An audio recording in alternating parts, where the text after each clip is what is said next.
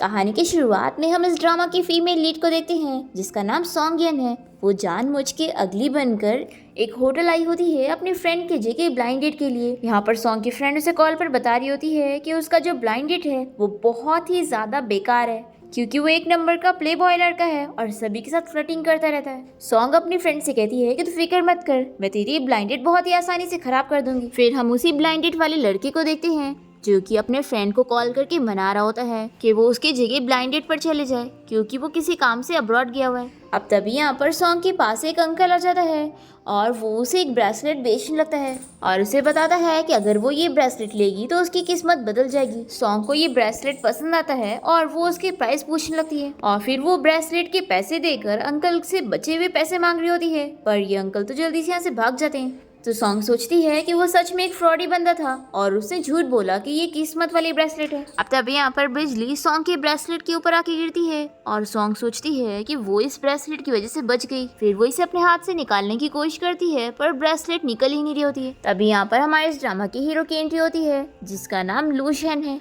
वो यहाँ पर अपनी फ्रेंड की जगह ब्लाइंड डेट पर आया होता है। सॉन्ग जैसी यहाँ पर आती है तो वो सोचती है कि यही वो बंदा है जिसके बारे में उसकी फ्रेंड ने बताई थी कि ये एक नंबर का प्ले बॉय है। सॉन्ग इसे देखकर सोचती है कि वैसे ये है बहुत ही हैंडसम और शैन यहाँ पर इसे देखकर सोच रहा होता है कि मुझे अपने फ्रेंड की जगह ब्लाइंड डेट पर नहीं आना चाहिए था। तभी सॉन्ग इसे बताने लगती है कि बचपन से आज तक मेरे पेरेंट्स ने मुझे बहुत पैम्पर किया है, तो अगर तुम्हें मुझसे शादी करनी है तो तुम्हें ब्राइड प्राइस में मुझे पूरे 1 मिलियन देना होगा।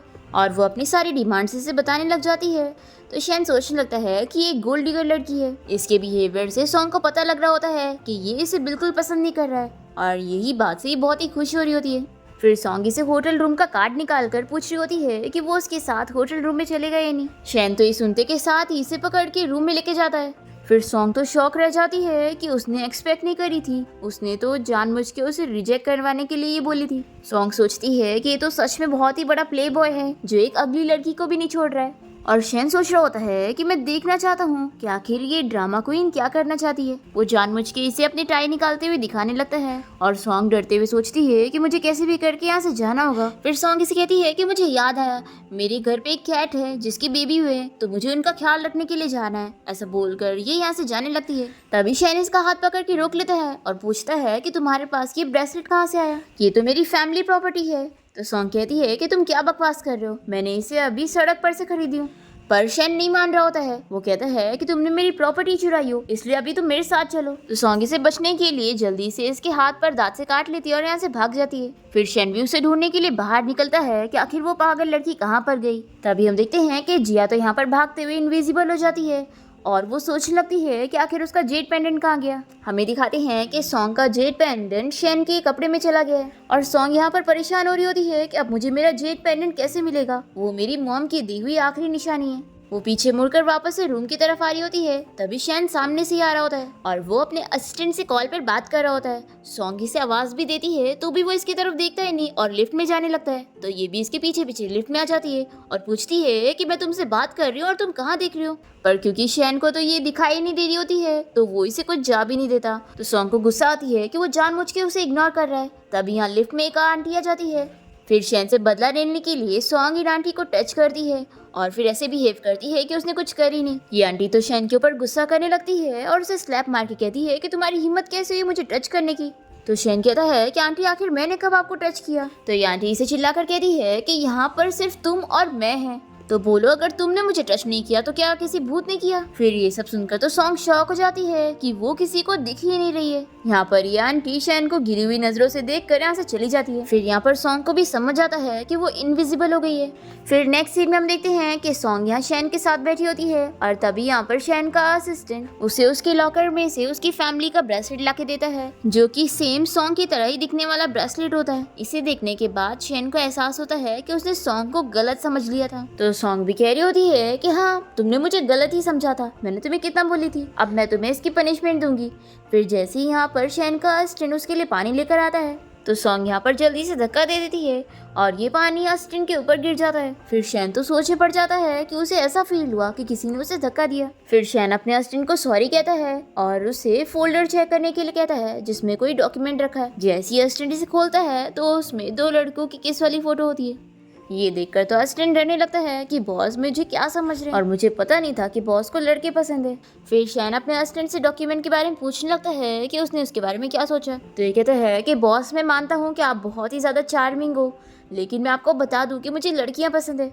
ये सुनकर तो सॉन्ग को बहुत ही हंसी आ रही होती है और शैन यहाँ पर इसे पूछता है कि तुम क्या कह रहे हो। फिर असिस्टेंट तो यहाँ से भाग जाता है और सॉन्ग को बहुत ज्यादा ही हंसी आ रही होती है। फिर रात में हम देखते हैं कि शैन सपना देख रहा होता है और हमें फ्लैशबैक में दिखाते हैं जब शैन छोटा था तब उसे किसी ने किडनैप कर लिया था और उसके साथ कोई लड़की भी थी जो कि उसे प्रोटेक्ट कर रही थी और उसने उसे अपना जेड पेंडेंट भी दी थी और उसे बोली थी कि वो उसे प्रोटेक्ट करेगा। शैन ये सारी चीजें सपने में याद कर ही रहा होता है कि तभी हम देखते हैं कि सॉन्ग इसके रूम में चुपके से आ जाती है और वो यहाँ पर सब जगह पर अपना जेड पेंडेंट ढूंढने लगती है और फाइनली यहाँ पर उसे शैन के कोट में वो जेड पेंडेंट मिल जाता है तो वो बहुत ही खुश होती है। तभी यहाँ पर शैन शावर लेने के बाद यहाँ आ जाता है और वो अपनी कोई चीज उठा रहा होता है और सॉन्ग उससे डर रही होती है, पर फिर शैन यहाँ से चला जाता है और सॉन्ग सोचती है कि मैं भूल क्यों गई थी कि मेरे पास अभी इनविजिबल पावर है और जब तक बारिश खत्म नहीं हो जाती तब तक मैं इनविजिबल रहूंगी। फिर नेक्स्ट डे देखते हैं कि सॉन्ग इस बारे में अपनी फ्रेंड को बता रही होती है कि अब जब बिजली चमकेगी और बारिश होगी तब वो इनविजिबल हो जाया करेगी। ये सुनकर तो इसकी फ्रेंड शॉक हो जाती है और कहती है कि तुम्हें तो फीवर भी नहीं है, फिर भी तुम ऐसी बातें कैसे कर रही हो। सॉन्ग कहती है कि मैं कोई मजाक नहीं कर रही हूँ, ये सच है और तुम्हें पता है कल मैंने तुम्हारे ब्लाइंड डेट को क्या मजा चखाई। तब यहाँ पर सॉन्ग की फ्रेंड पीछे किसी लड़के को देखते हुए सॉन्ग को बताती है कि वो तो तुम्हारा फियांसी है ना, आखिर वो किसी दूसरी लड़की को प्रपोज क्यों कर रहा है। फिर सॉन्ग भी पीछे मुड़कर देखने लगती है कि उसका फियांसी यहाँ पर उसके स्टेप सिस्टर को प्रपोज कर रहा होता है और वो उसे कह रहा होता है कि मैं सॉन्ग को नहीं बल्कि शीशी में तुम्हें पसंद करता हूँ। ये देखकर सॉन्ग अपने फियांसी से बदला लेने के लिए लाइव स्ट्रीमिंग चालू करती है और ऑडियंस को बताने लगती है कि आप सभी देखो मेरा फियांसी मुझे किस तरीके से चीट कर रहा है। फिर इसका फियांसी और इसके स्टेप सिस्टर अपना मुंह छिपाने लगते हैं और वो सभी लोगों को मना करने लगते हैं कि हमारा वीडियो मत बनाओ। सॉन्ग कहती है कि अगर मैं तुम दोनों डॉग कपल का वीडियो नहीं बनाऊंगी तो आखिर किसी को पता कैसे चलेगा, और हाँ अब जब तुम किसी और को ही पसंद करते हो तो मेरी एंगेजमेंट रिंग मुझे वापस करो। तो इसका फियांसी हाने से रिंग फेंक कर देता है तो सॉन्ग कहती है कि इसे अभी उठा के दो। तभी यहाँ पर सॉन्ग के डैड आकर उसे स्लैप मार के चिल्लाने लगते हैं कि तुम्हारी हिम्मत कैसे हुई हमारी फैमिली की बेइज्जती करने की। तो सॉन्ग भी अपने डैड को चिल्लाती है कि 15 साल पहले जब मेरी मॉम की डेथ हो गई थी तब आपने उस मिस्ट्रेस से शादी करने के लिए मुझे विलेज भेज दिया और आपकी वजह से मुझे चोट आई और मेरी मेमोरी लॉस भी हुई और मेरी मॉम ने जो मेरे लिए कंपनी छोड़ कर गई थी वो भी आपने मुझसे छीन लिया। तो आपको क्या लगता है कि यहाँ पर शेमलेस कौन है जो अपनी बेइज्जती करवा रहा है। सॉन्ग के डैड कहते हैं कि तुम्हें क्या लगता है अगर मिस्टर चैन से शादी न करवानी होती ना तो मैं तुम्हें कभी विलेज से वापस लाता ही नहीं। तो सॉन्ग कहती है कि डैड वो मिस्टर चैन जो कि एक 50 ईयर का ओल्ड मैन है वो मुझसे नहीं बल्कि शीशी से शादी करना चाहता था, पर आप फिर भी शीशी की जगह उसकी शादी मेरी से क्यों करवा रहे हैं। हान कहता है कि शीशी इतनी अच्छी लड़की है, मैं इसे 50 ईयर के ओल्ड मैन से शादी करने नहीं दूंगा। सॉन्ग के डैड कहते हैं कि देखो अब तो तुम्हारी एंगेजमेंट भी टूट गई है, तो अगर तुम अपनी सिस्टर की जगह उस मिस्टर चैन से शादी भी कर लोगी तो क्या हो गया, तुम्हें तो खुश होना चाहिए था कि रिच फैमिली में जाकर तुम कितनी खुश रहोगी। और फिर सॉन्ग के डैड गार्ड्स को ऑर्डर देते हैं उसे पकड़ने के लिए। तो सॉन्ग जल्दी से यहाँ से भागने लगती है पर तभी अचानक से उसका पैर मिचक जाता है और वो रास्ते में गिर जाती है। फिर सॉन्ग सोचती है कि इस टाइम पर मेरी इनविजिबल वाली पावर मिल जाती तो कितना अच्छा होता।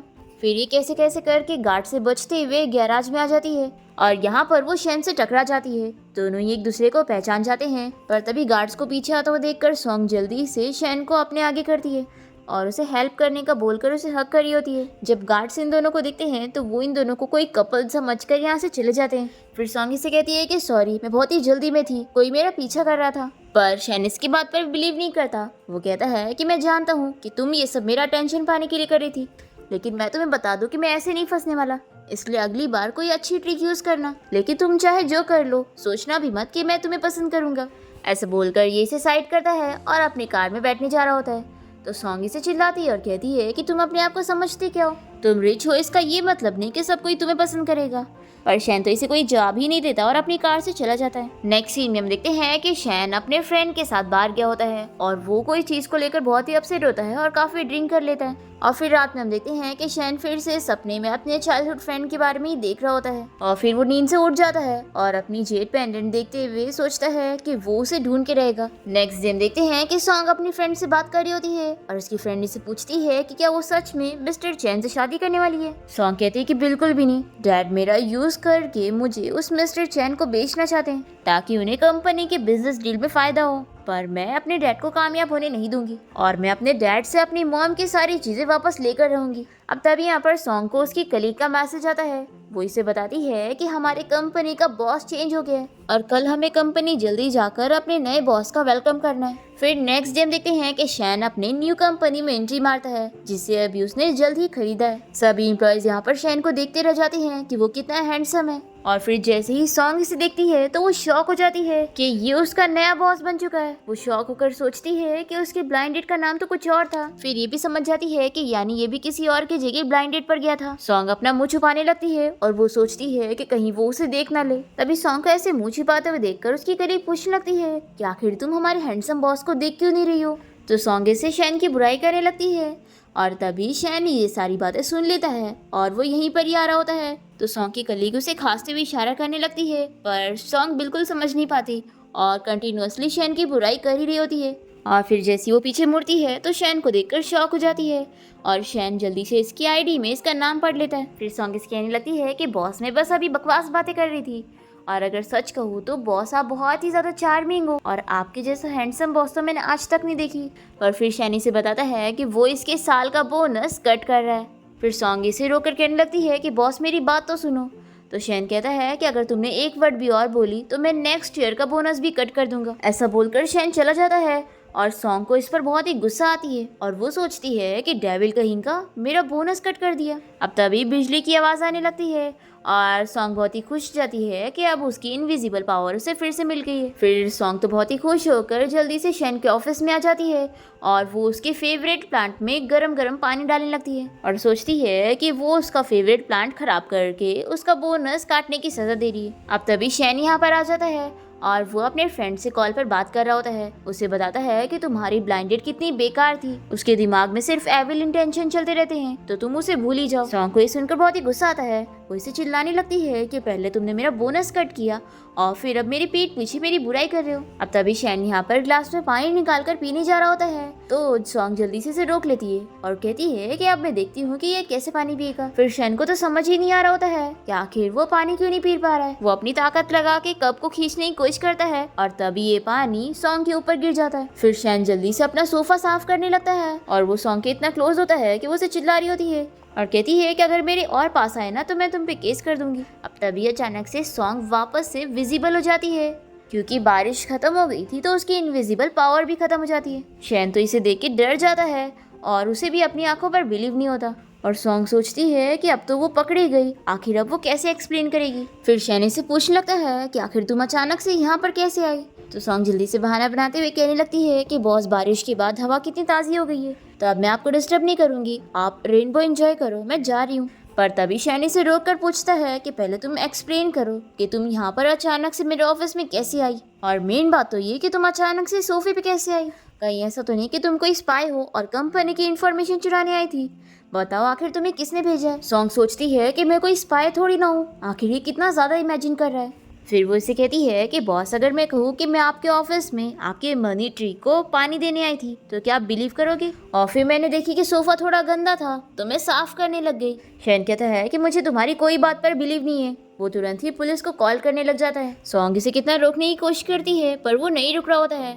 तो सॉन्ग कहती है कि बॉस मैं यहाँ पर स्पेशली आपके लिए आई हूँ। जब मैंने आपको पहली बार देखी थी तब भी आपको पसंद करने लग गई थी और फिर मैं अपने आप को कंट्रोल नहीं कर पाई और यहाँ पर आपके ऑफिस में अपनी फीलिंग्स आपको कन्फेस करने आ गई। शैन को इसकी बातों पर बिल्कुल भी बिलीव नहीं हो रहा होता है तो ये कहती है कि आपको यकीन करना होगा, मैं सच कह रही हूँ। पर फिर शैन इसकी एक्टिंग पे क्लैपिंग करने लग जाता है और कहता है कि तुम कितनी बड़ी झूठी हो, अभी तो तुम कह रही थी कि तुम मेरे मनी ट्री को पानी देने आई थी। तो सॉन्ग बताती है कि बॉस मैंने आपके उस मनी ट्री में गर्म पानी डाली हूँ क्योंकि मैंने एम्प्लॉयज को बातें करते हुए सुनी थी कि आप कोई भी लड़की में इंटरेस्टेड नहीं हो और आपके दिल में सिर्फ ये मनी ट्री है, इसलिए मैं जेलस हो गई थी। ये सब बोलते हुए सॉन्ग सोचती है कि अब मैंने इतनी सारी बातें बोल दी हूँ तो ये मुझ पे पक्का बिलीव करेगा। पर तभी शैन इससे पूछता है कि आखिर उसके फेस को क्या हो गया। तो सॉन्ग को समझ आता है कि उसने फेस पे जो तेल लगाई थी वो हट चुका है। फिर ये से एक्टिंग करते हुए कहने लगती है कि बॉस मेरे मॉम डैड को मेरी कोई फिक्र नहीं है और मेरे डैड तो मुझे फोर्स कर रहे हैं एक ओल्ड मैन से शादी करने के लिए जिसके पास रहने को घर भी नहीं है और पैसे तो दूर की बात है,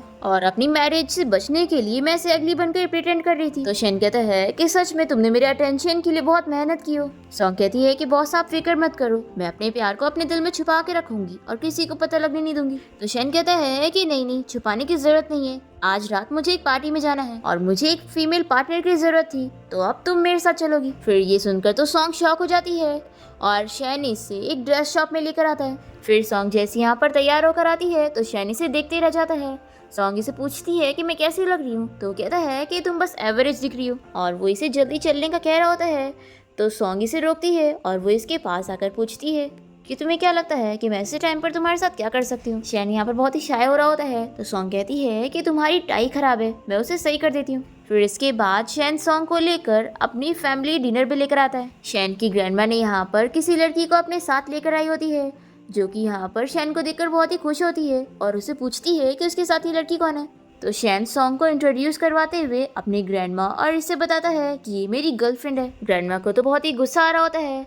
फिर शैन यहाँ पर सॉन्ग के साथ बैठ जाता है और सॉन्ग सोचती है कि अब मुझे समझ आया कि बॉस ने अपनी फीमेल पार्टनर बनवा के मुझे यहाँ पर क्यों लेके आया है, क्योंकि ये मुझे अपनी शील्ड बना रहा है। तभी यहाँ पे ग्रैंडमा शैन से कहने लगती है कि आज वो उसकी और उसके फ्रेंड चियांजी की शादी फिक्स कर रही है। ग्रैंडमा शैन से कहती है कि चियांजी से अच्छी लड़की उसे कहीं मिल ही नहीं सकती और एक आउटसाइडर से वो ज्यादा बेहतर रहेगी, तो उसे हाँ कह देना चाहिए। और ग्रैंडमा तो बातें को घुमाते हुए यहाँ पर सॉन्ग की बुराई कर रही होती है। तो सॉन्ग को ये सुनकर बहुत ही गुस्सा आता है, तो वो ग्रैंडमा को दिखाने के लिए शैन से काफी ज्यादा क्लोज होकर बातें कर रही होती है। फिर ग्रैंडमा गुस्से में कहती है कि वो अपनी ग्रैंड डॉटर इन लॉ सिर्फ चियांजी को बनाएंगी। तो शैन कह देता है कि ग्रैंडमा आपको मेरी शादी की फिक्र करने की जरूरत नहीं है और अभी कंपनी में मुझे कुछ काम है तो मैं जा रहा हूँ। ऐसा बोलकर शैन सॉन्ग को अपने साथ लेकर यहाँ से जाने लगता है और वो इसे कहती है कि अभी तो मैंने कुछ खाई भी नहीं थी। फिर शैन के जाने के बाद उसकी ग्रैंडमा उस पर बहुत ही गुस्सा करने लगती है कि ये कितना बड़ा अनग्रेटफुल है। चियांजी कहती है कि ग्रैंडमा मुझे शैन पसंद है और मुझे उसी से शादी करनी है। तो ग्रैंडमा इसे कहती है कि तुम बिल्कुल फिक्र मत करो, मैं हूँ ना तुम्हारी हेल्प करने के लिए। फिर यहाँ हम देखते हैं कि शैन और सॉन्ग लिफ्ट से जा रहे होते हैं और सॉन्ग देख रही होती है कि शैन इतना अपसेट है, तो वो सोचती है कि आखिर इसकी ग्रैंडमा और इसके बीच में कौन सी ग्रजेस है। अब तभी अचानक से यहाँ पे लाइट चली जाती है और शैन अंधेरे से डरने लगता है। ये देखकर सॉन्ग इसकी फिक्र करने लगती है और फिर वो जल्दी से किसी को आवाज़ देती है ताकि वो लोग लिफ्ट जल्दी ठीक करे। हम देखते हैं कि शैन तो यहाँ सपने में अपना बचपन याद करने लगता है जब उसकी ग्रैंडमा उसे बुली कर रही होती है, और शैन को ऐसा बेहोश देखकर सॉन्ग उसके लिए काफ़ी डरी होती है और उसे सीपीआर देने लगती है उसकी जान बचाने के लिए।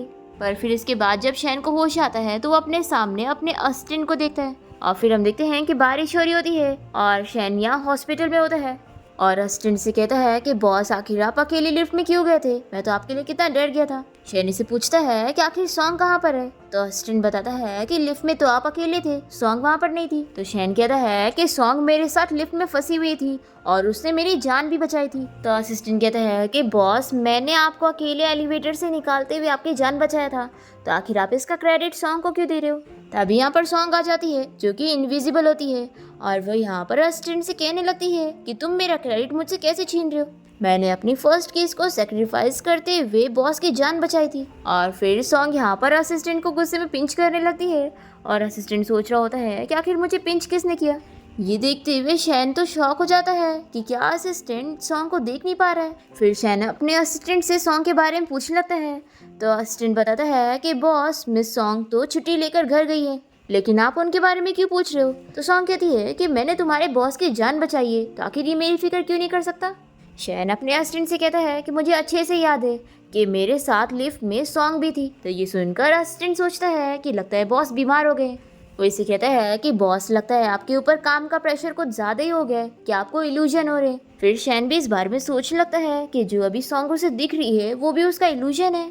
फिर शैन अपने असिस्टेंट को टच करके कुछ कंफर्म करने जा रहा होता है, पर असिस्टेंट जल्दी से पीछे हो जाता है और कहता है कि बॉस जैसा आप सोच रहे हैं मैं वैसा बिल्कुल भी नहीं हूँ, मैं एक रियल मैन हूँ। शैन कहता है कि मैं बस ये कंफर्म करना चाहता था कि कहीं मैं तुम्हें भी इल्यूजन में तो नहीं देख रहा हूँ। तो असिस्टेंट कहता है कि बॉस मैं सच कह रहा हूँ, मैंने आपको लिफ्ट में अकेले ही देखा था। शैन की सारी बातों से सॉन्ग सोचने लगती है कि क्या ये मुझे देख पा रहा है, लेकिन ऐसा कैसे हो सकता है, मैं तो इनविजिबल हूँ। शैन सोचता है कि शायद मैं सच में बहुत ही ज्यादा थक चुका हूँ कि मुझे इल्यूजन हो रहे हैं। फिर असिस्टेंट बताने लगता है कि बॉस आपको सभी एम्प्लॉयज के बोनस के डॉक्यूमेंट पर साइन करना होगा। तो शैन कहता है कि ठीक है फिर कार रेडी करो, मैं अभी ऑफिस चलूंगा। फिर सॉन्ग सोचती है कि मैं भी चल के देखती हूँ कि ये मेरा बोनस कैसे काटेगा। फिर सॉन्ग इसके साथ जाते हुए बहुत ही खुश होती है कि बारिश तो अभी रुकने वाली है ही नहीं, यानी मैं इनविजिबल रहूंगी। फिर इसके बाद सॉन्ग शैन को धक्का देखते हुए उसके साथ कार में बैठ जाती है और शैन को तो समझ ही नहीं आ रहा होता है कि आखिर उसका इल्यूजन इतना रियल कैसे। फिर यहाँ कार से जाते हुए असिस्टेंट शैन से इस बारे में पूछता है कि बॉस आपको क्या हो गया है? डॉक्टर ने तो आपका फुल बॉडी चेकअप किया था और बताया था कि आप बिल्कुल ठीक है, लेकिन आपको देखकर तो लगता है कि आप एब्सेंट माइंडेड हो। शैन से कहता है कि मेरे एक सवाल का जवाब दो। मेरा एक फ्रेंड है जो कि हॉस्पिटल से आने के बाद ऐसा फील कर रहा है कि उसके माइंड में हर टाइम वो लड़की के बारे में वो सोच रहा है। तो असिस्टेंट कहता है कि बॉस इसका मतलब ये है कि आपका फ्रेंड लव में है। तो शैन यहाँ पर सॉन्ग को देखते हुए कहता है कि ये लव हो ही नहीं सकता। मेरे फ्रेंड ने मुझे खुद बताया था कि वो पैसों की लालची है और बिल्कुल भी अच्छी नहीं है। वो फर्स्ट ब्लाइंड डेट पर ही उसके साथ होटल रूम में जाना चाहती थी। फिर ये सुनकर तो सॉन्ग भी सोचने लगती है कि क्या ये मेरी बात कर रहा है। अब तभी यहाँ पे कार का ब्रेक लगता है और सॉन्ग शैन के ऊपर गिर जाती है और वो तो इसे देखते ही रह जाता है। पर फिर वो सोचता है कि नहीं, ये सब बस उसका इल्यूजन है। फिर इसके बाद शैन अपने ऑफिस में आ जाता है और सॉन्ग भी इसके साथ टेबल पे बैठी होती है। तभी यहाँ पर शैन से मिलने के लिए चांजी आ जाती है और इसे देखकर वो चिल्लाने लगता है कि मैंने तुम्हें बोला था ना कि तुम्हें कंपनी में आने की जरूरत नहीं है। तो चांजी बताती है कि मैं यहाँ पर तुम्हारे लिए केक लेकर आई थी। फिर इस केक को देखकर सॉन्ग तो बड़ी खुश हो जाती है और वो कहने लगती है कि ये तो मेरा फेवरेट केक है। फिर शैन चांजी से कहता है कि तुम इस केक को यहीं पर रहने दो और ऑफिस से बाहर जाओ। पर चांजी यहाँ से जाने के लिए मान ही नहीं रही होती है और वो कहती है कि देखो मैं बारिश में इतना भीग गई हूँ तो तुम मुझे अपना कोट दे दो। पर शैन इसे नहीं दे रहा होता है तो वो कोई और बहाने करने लग जाती है और अपनी तारीफें कर रही होती है कि वो बिना मेकअप के इतनी ब्यूटीफुल लग रही है। तो सॉन्ग कहती है कि कितना झूठ बोल रही है, मेकअप पूरा फुल है और बोल रही है बिना मेकअप है। फिर सॉन्ग भी यहाँ पर शैन को एकदम नजदीक से देखते हुए सोचती है कि वैसे ये है बहुत ही हैंडसम, तभी तो चांजी से इतना सेड्यूस कर रही है और सभी लड़कियां इसकी ब्यूटी के जाल में फंस जा रही हैं। यहाँ पर शैन अपने आप को समझाने लगता है कि मुझे ये सब पे ध्यान नहीं देना चाहिए, ये सब मेरा इल्यूजन है। चांजी से कहती है कि तुम्हें इतना पसीना क्यों आ रहा है, अब मैं तुम्हें मसाज दे दूं। फिर सॉन्ग यहाँ से जाने लगती है और शैन से कहती है कि तुम लोग अपना ऑफिस रोमांस कर सकते हो, मैं तुम लोग को डिस्टर्ब नहीं करूंगी। ये सुनकर तो शैन को हंसी आने लगती है और वो चांजी के ऊपर पानी स्प्रिट कर देता है। तो ये कहने लगती है कि आखिर तुमने मेरे साथ क्या किया। फिर सॉन्ग भी उसे कहने लगती है कि अगर उसे चांजी नहीं पसंद थी तो कम से कम उसे ऐसा नहीं करना चाहिए था। दोनों की ही बातें सुनकर शैन बहुत ही परेशान होने लगता है और इसे चुप रहने के लिए कहता है। सॉन्ग तो सोचने पड़ जाती है कि क्या इसने मुझे चिल्लाया, पर यहाँ पर शैन चांजी से कहता है कि प्लीज ऑफिस से बाहर जाओ। फिर इसके बाद शैन कंपनी के बाहर आ जाती है और वो देखती है कि वेदर अच्छा हो चुका है तो वो बहुत ही खुश होती है कि अब वो वापस से नॉर्मल हो गई है।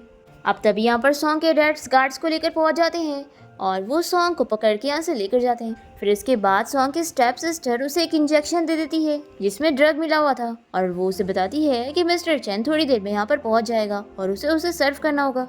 और फिर हम देखते हैं कि सॉन्ग कैसे भी करके अपनी रस्सी खोलकर यहाँ से भाग जाती है। ये देखकर सॉन्ग की स्टेप सिस्टर गार्ड्स को चिल्लाती है और फिर वो उसे ढूंढने के लिए बाहर जाती है, पर क्योंकि बारिश होने लग गई थी इसलिए सॉन्ग इनविजिबल हो जाती है और ये लोग इसे देख ही नहीं पाते। और तभी अचानक से सॉन्ग यहाँ पर बेहोश होकर गिर जाती है।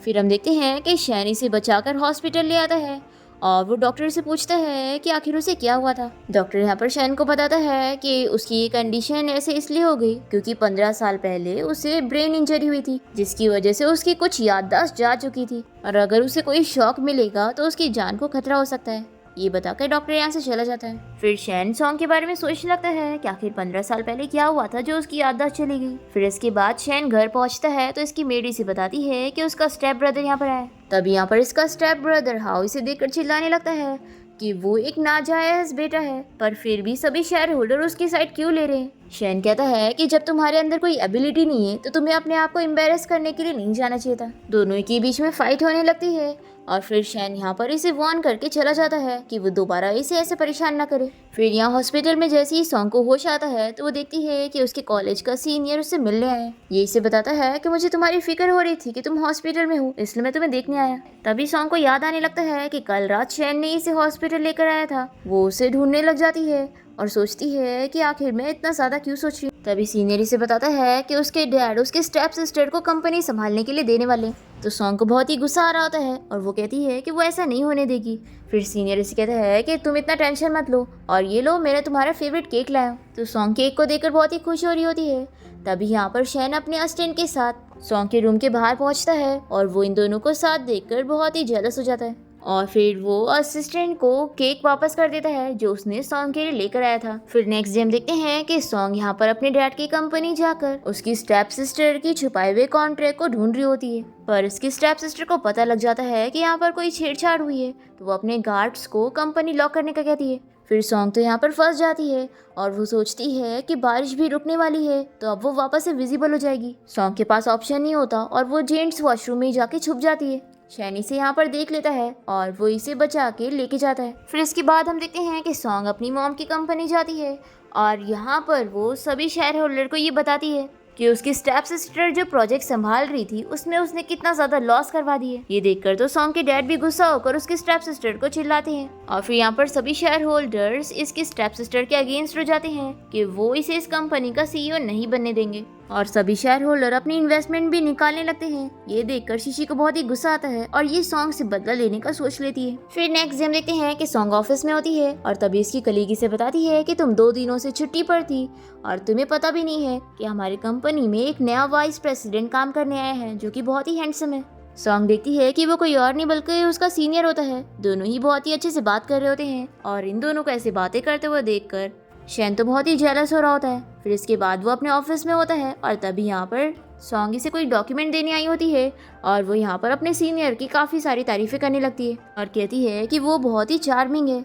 तो शैन यहाँ पर इसे पूछता है कि तुम्हें क्या लगता है फू और मेरे में से कौन ज़्यादा चार्मिंग है। तो सॉन्ग अपने सीनियर का नाम लेती है और कहती है कि वो हम एम्प्लॉयज़ की कितनी केयर करते हैं और वो हम सभी का बोनस भी बढ़ाने वाले हैं। तो ये सुनकर शैन गुस्सा हो जाता है और कहता है कि ठीक है फिर अब तुम्हें इस बार का बोनस नहीं मिलेगा। ऐसा बोलकर ये यहाँ से गुस्से में चला जाता है। फिर ऑफिस से छुट्टी होते ही सॉन्ग यहाँ पर अपनी फ्रेंड के साथ डिनर पे जाने की प्लानिंग कर रही होती है। तभी यहाँ पर सॉन्ग का सीनियर आ जाता है और वो कहता है कि मैं भी तुम्हारे साथ चलूंगा। तो सॉन्ग इसके लिए मान जाती है और ये तीनों लिफ्ट में आ जाते हैं। तभी शैनी सब देखकर जेलस होते हुए वो भी इन लोग की लिफ्ट में आने लगता है। तो ये लोग बातें करने लगते हैं कि उसके पास तो खुद का सीईओ वाला लिफ्ट है तो वो उसे छोड़कर इन लोग की लिफ्ट में क्या कर रहा है। अब यहाँ पर लिफ्ट से जाते हुए सॉन्ग को आवाज आती है कि बारिश होने वाली है।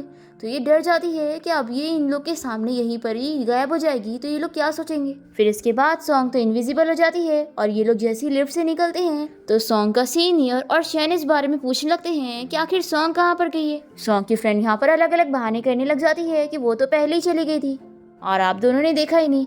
फिर ये सुनकर सॉन्ग बहुत ही खुश होती है कि उसकी फ्रेंड ने बात संभाल ली।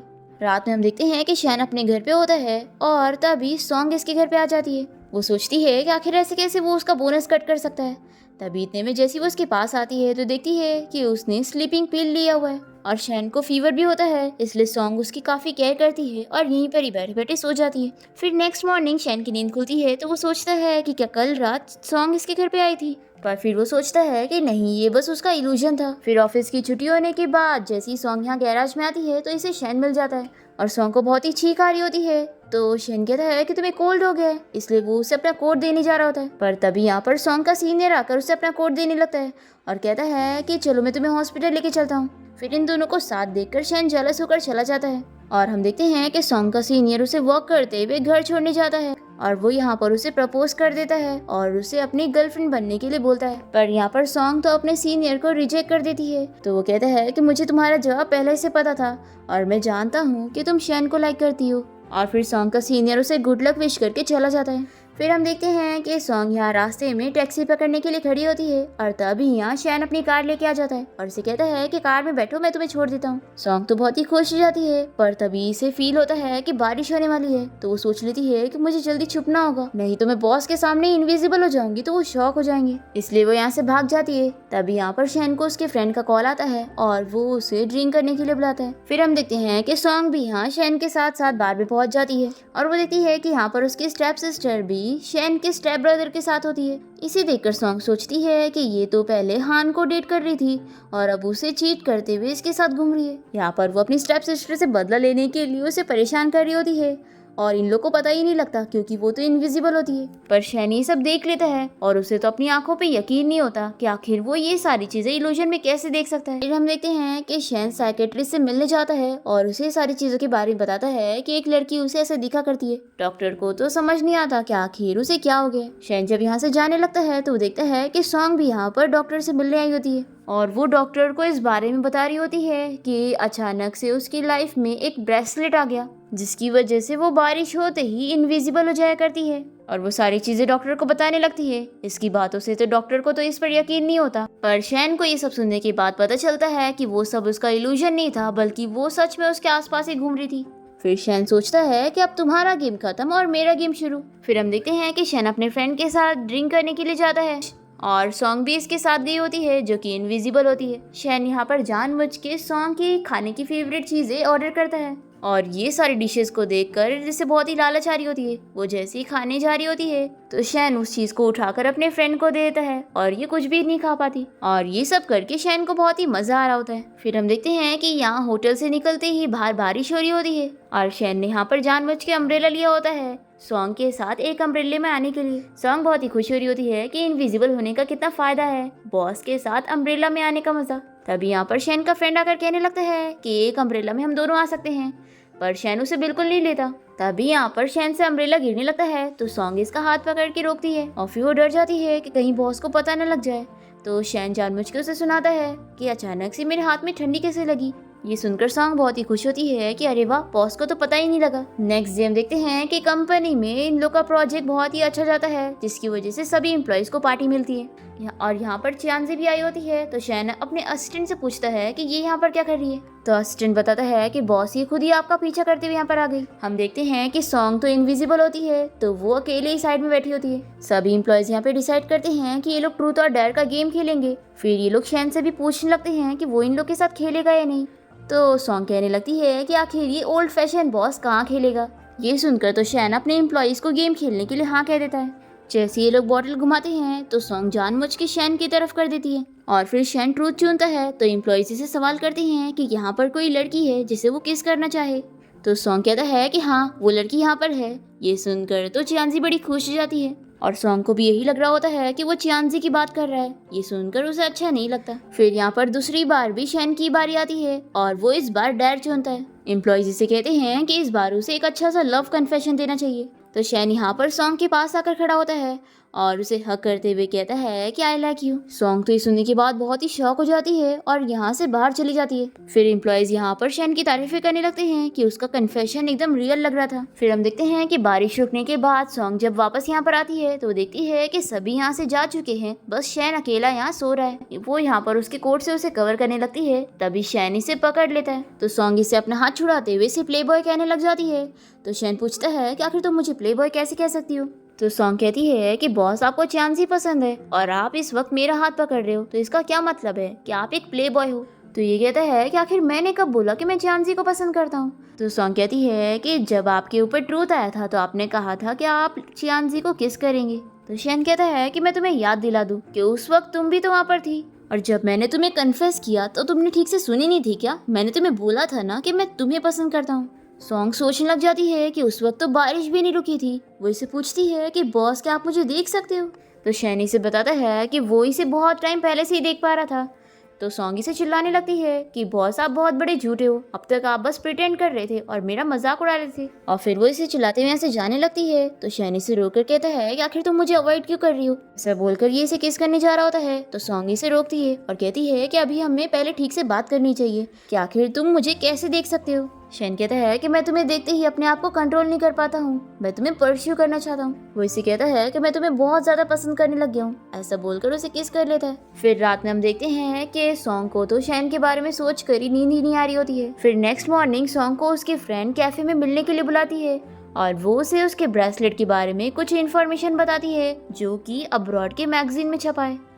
वो उसे बताती है कि इस ब्रेसलेट की वजह से वो जो इनविजिबल हो पा रही है, इसका रीजन वो उसको साइंटिफिकली एक्सप्लेन करने लगती है। तो सॉन्ग कहती है कि मुझे कुछ समझ नहीं आया, तो मुझे सिंपल वर्ड्स में बताओ। इसकी फ्रेंड इसे बताती है कि इस आर्टिकल के हिसाब से इस ब्रेसलेट को जो भी यूज करेगा वो थंडरस्टॉर्म की वजह से इनविजिबल हो सकता है। फिर जाकर सॉन्ग को समझ आता है कि यानी जो मैं इनविजिबल हो रही हूँ वो इस ब्रेसलेट की वजह से है। इसकी फ्रेंड इसे बताती है कि हाँ, और ये टाइम लिमिटेड है, यानी कि 1 महीने बाद इस ब्रेसलेट का असर खत्म हो जाएगा। फिर हम देखते हैं कि सॉन्ग कंपनी में आने के बाद शैन को इग्नोर कर रही होती है, पर तभी इसे काम मिल जाता है कि इसे शैन को डॉक्यूमेंट देने के लिए उसके ऑफिस जाना होगा। वो इसे जल्दी से डॉक्यूमेंट देकर यहाँ से भागने वाली होती है, पर शैन इसे रोक लेता है और वो इसे कहता है कि कल रात हमने केस किए थे तो तुम्हें मेरे लिए रिस्पॉन्सिबल होना पड़ेगा। तो सॉन्ग मान जाती है कि वो उसकी गर्लफ्रेंड बनने के लिए तैयार है। ये सुनकर तो शैन खुश हो जाता है और उसे फिर से किस कर लेता है। तभी हम देखते हैं कि शैन की ग्रैंडमा यहाँ पर चियांजी के साथ आई होती है और वो इन लोगों को देख लेती है और फिर वो इसे कहती है कि तुम बिल्कुल फिक्र मत करो, मैं तुम्हारी हेल्प जरूर करूंगी। फ्लैशबैक में हमें दिखाते हैं कि जिस दिन सॉन्ग शैन के घर पे रुकी थी और उसकी केयर कर रही थी,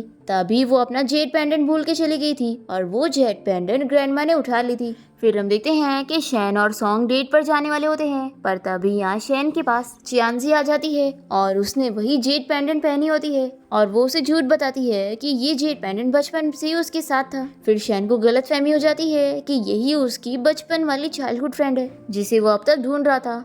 यहाँ पर शैन को कोई मारने आ रहा होता है और चियांजी उसे बचाने की एक्टिंग करती है और फिर इसे चोट लग जाती है तो शैन इसे हॉस्पिटल लेके जाता है। और दूसरी तरफ सॉन्ग यहाँ रेस्टोरेंट में शैन का वेट करती रह जाती है, पर वो यहाँ पर आता ही नहीं है।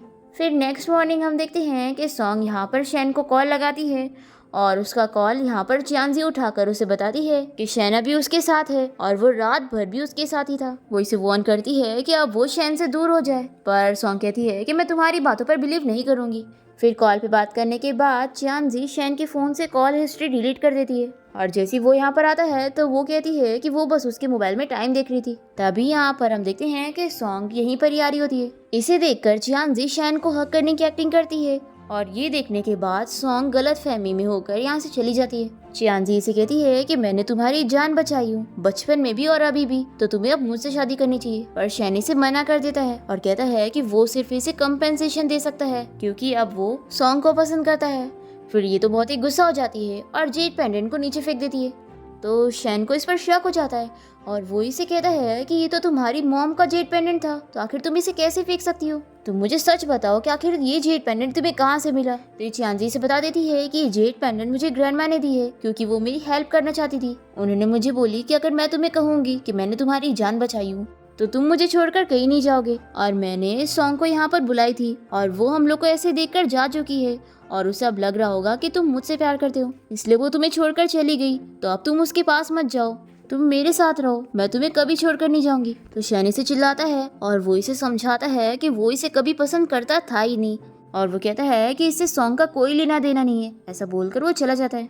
फिर चियांजी किसी से कॉल पर बात करती है कि अब वो सॉन्ग और शैन दोनों से बदला लेना चाहती है। फिर हम यहाँ सॉन्ग को देखते हैं जो कि अपने फ्रेंड के साथ बाहर गई होती है और वो बहुत ही ड्रिंक करते हुए अपनी फ्रेंड को बताती है कि शैन उस लड़की को पसंद करता है और वो बस मुझसे झूठ कह रहा था। फिर ये बहुत ही ड्रंक हो जाती है और अपने लिए मेल मॉडल ऑर्डर करती है। फिर हम देखते हैं कि शैन यहाँ पर सॉन्ग को ढूंढते हुए पहुंच जाता है और सॉन्ग इसे देखते हुए सोचती है कि आखिर ये मॉडल शैन की तरह क्यों दिख रहा है। वो इसे कहती है कि मैंने तो तुम्हें पैसे भी दे दी, अब मुझे सर्व करो। तो शैन यहाँ पर सॉन्ग को किस करने लगता है। इसके बाद हम देखते हैं कि नेक्स्ट डे सॉन्ग की नींद खुलती है तो वो सोचती है कि कल रात वो मेल मॉडल के साथ थी। तभी शैन यहाँ पर आकर इसे पूछता है कि तुम जाग गई। तो सॉन्ग कहती है कि आखिर तुम यहाँ पर क्या कर रहे हो। तो ये कहता है कि अब गुस्सा मत हो और फिर वो इसे रिंग दिखाता है और पूछता है कि तुम्हें ये रिंग पसंद आई कि नहीं। तो सॉन्ग गुस्से में कहती है कि चियांजी बहुत ही बीमार है ना, तो तुम्हें जाकर ये गिफ्ट उसे देना चाहिए। तो शैन पूछता है कि तुम जेलस हो रही हो। तो सॉन्ग कहती है कि आखिर मैं क्यों जेलस होंगी, मेरा तुमसे क्या लेना देना है। तो ये से न्यूज़ दिखाता है कि उसने आज ही अनाउंस कर दिया है कि वो उसकी गर्लफ्रेंड है और वो उससे शादी करने वाला है। उस आर्टिकल में सॉन्ग अपनी फोटो को देखकर कहती है कि तुमने मेरी कितनी गंदी फोटो लगाई हो और वो इसे चिल्लाती है कि आखिर तुम ऐसी न्यूज़ कैसे डाल सकते हो। तो वो कहता है कि मैं पूरी दुनिया को बताना चाहता हूँ कि तुम मेरी गर्लफ्रेंड हो। तो सॉन्ग कहती है कि हम रिलेशनशिप में थे लेकिन अब नहीं, क्योंकि अब हमारा ब्रेकअप हो गया है। तो शैन यहाँ पर सॉन्ग से माफ़ी मांगता है कि वो दोबारा कभी डेट मिस नहीं करेगा। तो सॉन्ग भी नोटिस करती है कि वो पहले कितना कोल्ड हुआ करता था और आज उससे माफ़ी मांग रहा है। शैन इसे रिंग पहना देता है और कहता है कि जब मैंने इस रिंग को पहली बार देखा था तभी से मैं समझ गया था कि ये तुम्हारे लिए बनी है। सॉन्ग कहती है कि अब ये रिंग इतनी ब्यूटीफुल है कि इस रिंग की वजह से मैं तुम्हें माफ़ कर रही हूँ। फिर सॉन्ग इसे अपने रूल समझाने लगती है कि अब से तुम चियांजी से दूर रहोगे और उसे स्माइल करके तो बिल्कुल नहीं देखोगे। तो शैन ये सब सुनते हुए सॉन्ग को फिर से किस कर लेता है। फिर हम देखते हैं कि शैन और सॉन्ग कहीं पर जा रहे होते हैं। तभी यहाँ पर सॉन्ग के डैड आकर सॉन्ग से माफी मांगने लगते हैं और कहते हैं कि वो शैन से इस बारे में बात करे कि अब उसकी कंपनी बैंकरप्ट हो गई है तो वो थोड़ा इन्वेस्टमेंट करके हेल्प कर दे। पर सॉन्ग अपने डैड को चिल्लाती है और कहती है कि वो उनकी हेल्प कभी नहीं करेगी। फिर नेक्स्ट डे हम देखते हैं कि सॉन्ग जब यहाँ कंपनी में आती है तो यहाँ पर शैन की ग्रैंड माँ और चांजी इसके ऊपर झूठा इल्जाम लगाते हैं कि उसने कंपनी की इन्फॉर्मेशन लीक की है और इसलिए लोग इसे कंपनी से फायर करने का बोल रहे होते हैं। तभी शैन यहाँ पर आकर सॉन्ग को प्रोटेक्ट करने लगता है तो उसकी ग्रैंड माँ उसे चिल्लाती है।